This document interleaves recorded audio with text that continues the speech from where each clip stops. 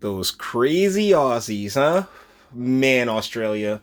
Whew, you guys and your feminism. YouTube tossed a video in front of me today where it was a Sky News video.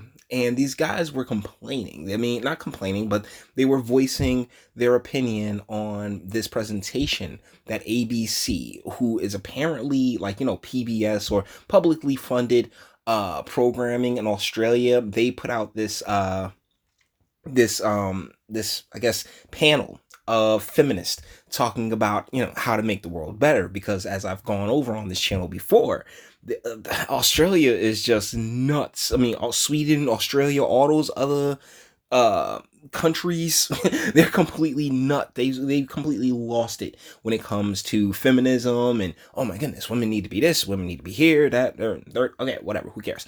Deal is I caught this clip and I figured, hey, why not? All right, so let's go. I completely and utterly disagree with Barack Obama. Me too.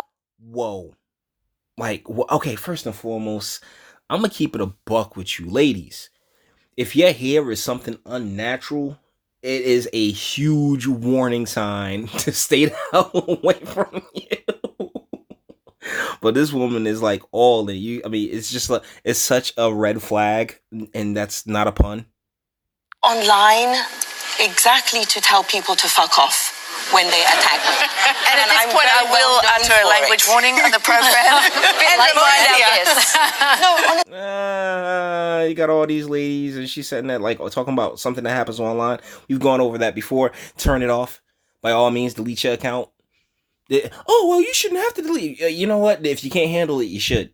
If you can't be an adult, if you can't be mature about things, then yeah, you could. Yeah, you really should just shut down your whole account and go live real life, because the internet is still the internet, and the internet will be the internet for as long. Because guess what? If it ain't happening on YouTube, it's happening on BitChute. If it's not happening on Twitter, it's happening on Gab. There will always be somewhere else to go. All right, because that's what the internet is. It's, this idea of respectability, this idea of civility, this idea of unity, all of these words, decorum, who invented those words? Those words were invented by white men. For real? For real? Like, those words were invented? Those were...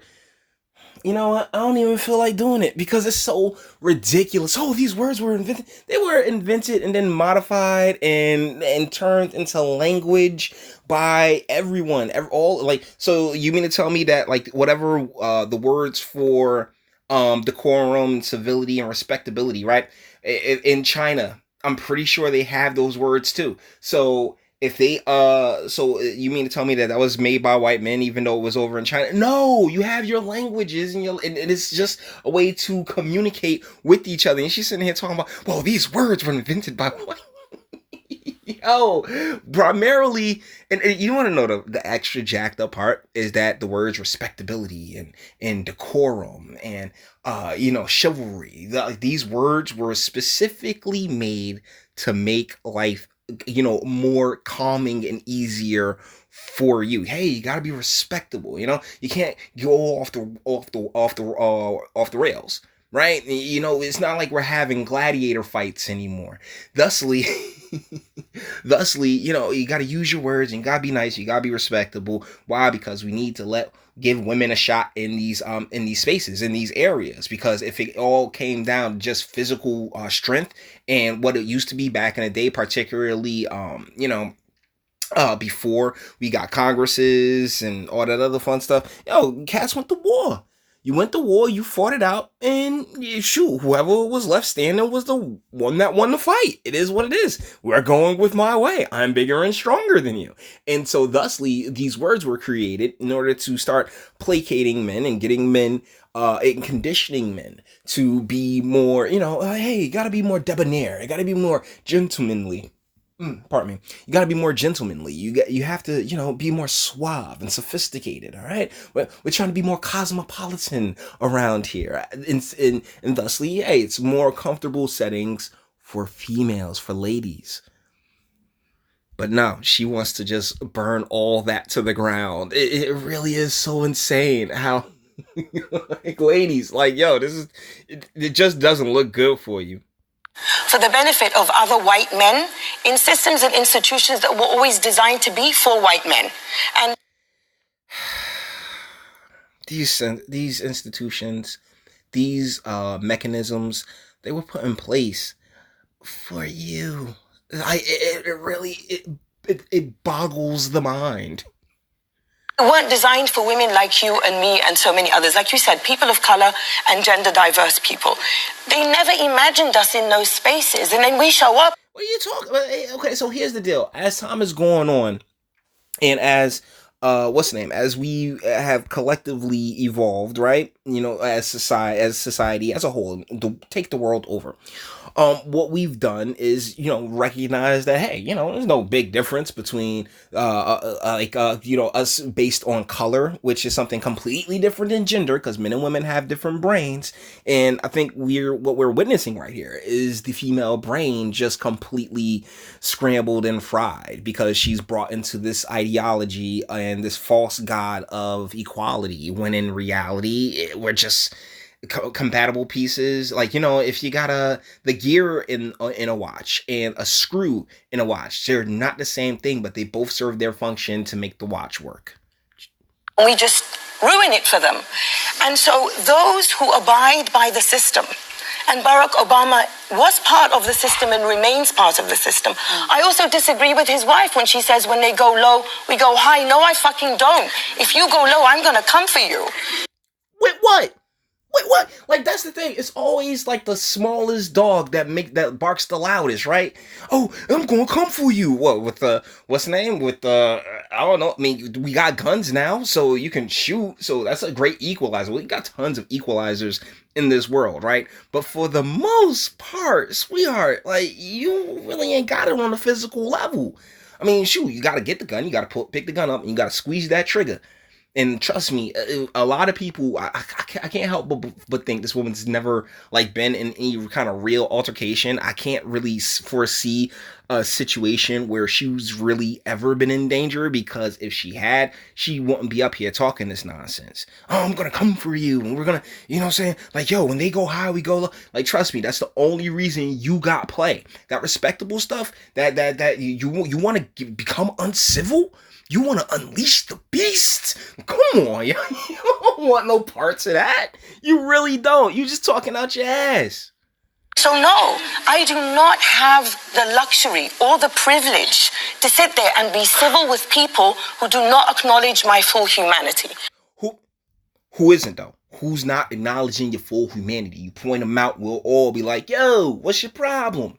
Why? Because that's just how we operate as a society. We're not going to sit there, like, we don't want anybody being mistreated, but at the same time, yeah, that's like I said, and I just gotta keep coming back to that point.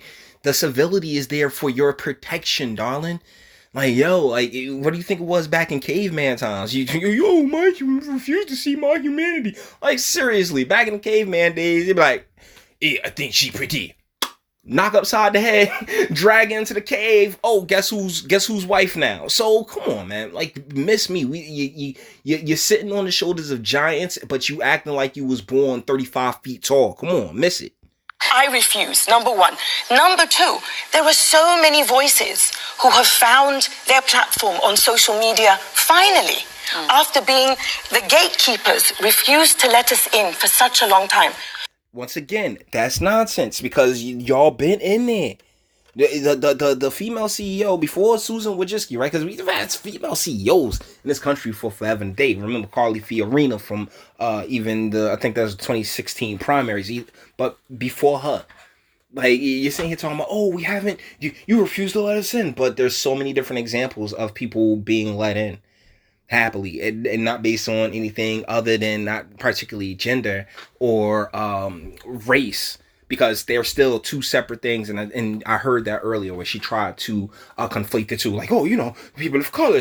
Stop it, stop that nonsense first and foremost. But secondly, that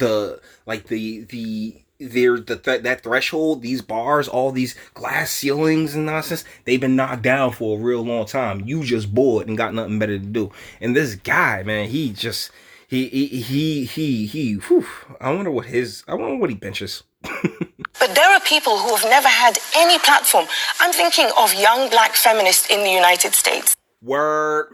Okay. Once again, you're not from the United States. Stay over there. When it comes to black women in the United States, bruh, they've had every platform. Miss me with this nonsense. They still, to this moment, try to act as if, oh no, they were treated so wrong and so terribly. Nah, miss it.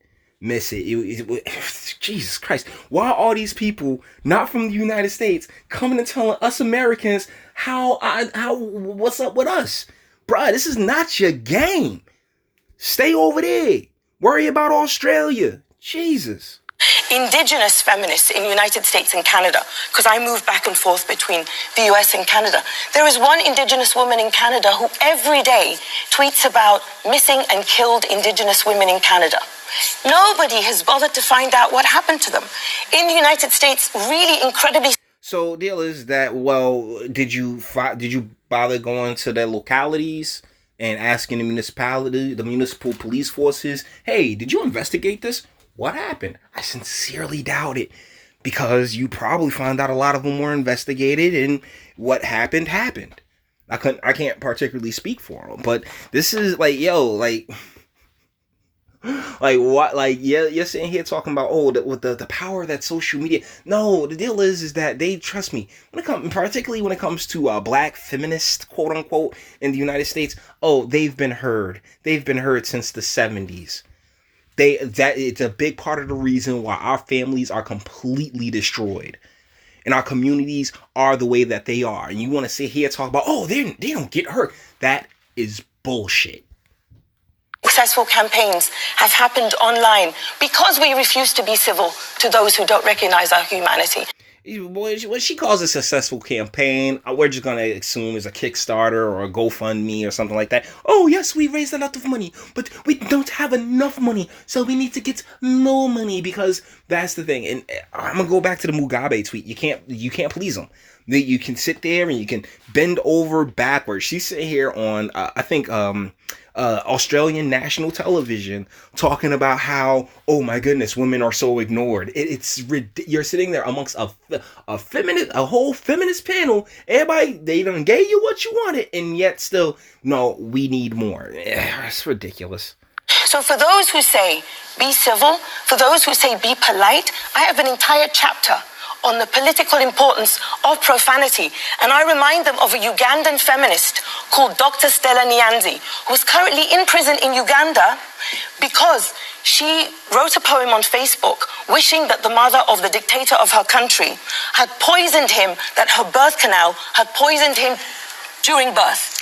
And when she was taken to court... Yeah, I mean, that's kind of jacked up, but you also got over in Scotland where my man went to jail for a joke. You got Tommy Robinson in the UK. I mean, as far as these stories of jacked up things happening to people, trust me, we have a litany, and none of it's fair. But instead of actually, going to these places and trying to move, well, actually, when it comes to feminists, they've moved way too much legislation.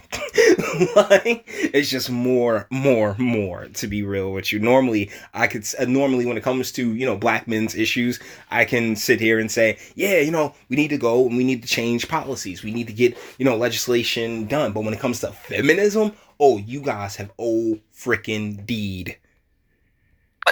And during her sentencing, she was videotaped in because she's known for her profanity. She stood there in the video, she took off her top, she jiggled her breasts, and she said, fuck you, fuck you, fuck you.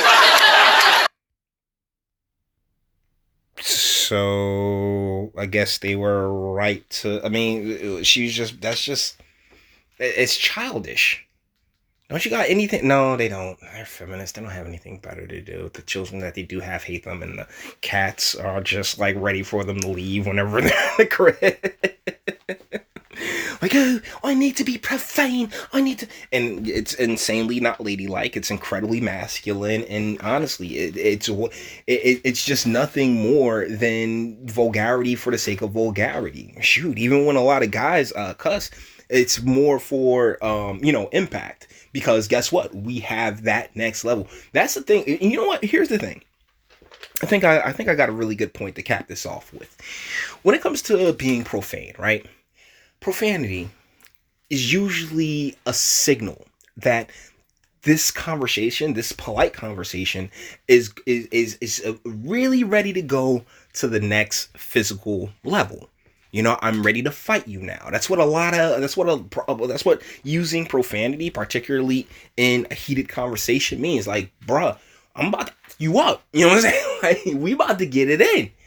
And ladies, like, you've shown time and time again that you particularly can't handle loud noises. You can't handle small critters and stuff like that. So taking it to the next level isn't optimal for you. Taking it to the physical level isn't optimal. So staying away from that step of profanity means that, like, okay, yeah, it's not like, lets us know, hey, you're not ready to take it to any kind of physical level. That I really believe, and honestly, I don't have like any research on this, but it just, that really, as a biological, indicator that, hey, between two guys, and if we're not, because we curse at each other in jest all the time, like, yeah, come on, man, we curse at each other literally all the time. But when it's a serious conversation and the connotations are, we're in the heat. There's a lot of passion. There's a lot of heat going. A lot of testosterone about to start getting popped off. Then it signals, hey, this can go to the next level. And if you ready, I'm ready. And the problem is that a lot of these females, particularly her, I didn't want to be civil. Y'all wouldn't be able to handle that next level. Trust, not all. Hashtag narwhal, right? Not all of them, because there's a lot of females that think they can handle the next level, and then boom, they get hit, and like, oh my god, I'm a female. How could you? So a lot of them need to get that chin checked right quick. But you're sitting here in the comfort of a studio, expressing how, oh my goodness, I don't have to be civil. That civility is there to protect you, dummy. Like, seriously. Oh my goodness. But I thought this was a really interesting, just thing that they done on Australian TV. And I did a video a while back saying how Australia, we don't want to be Australia, US. So with that being said, we're going to bring this one to an end. All the internet stuff. If you liked it, toss it a like, dislike, go ahead, do that too. Nobody's scared of you. Sub. If you enjoy my fantastic voice and you want to get videos like this every single day, speak. Because speaking, Share because sharing is caring, and YouTube and BitChute and like, and speak. Let me know, what do you think in the comments? That am I wrong? Is that not what civility is for? Is that not what chivalry is all about? Is making it more comfortable, making it a easier realm for women, as opposed to sitting here talking about, oh, how I don't need to be civil because I can be as profane and as civil and disgusting and as mannish as I want, which is freaking gross. But I mean, you guys have been looking at this picture for a while. So let me know what you think in the comments, and until the next one.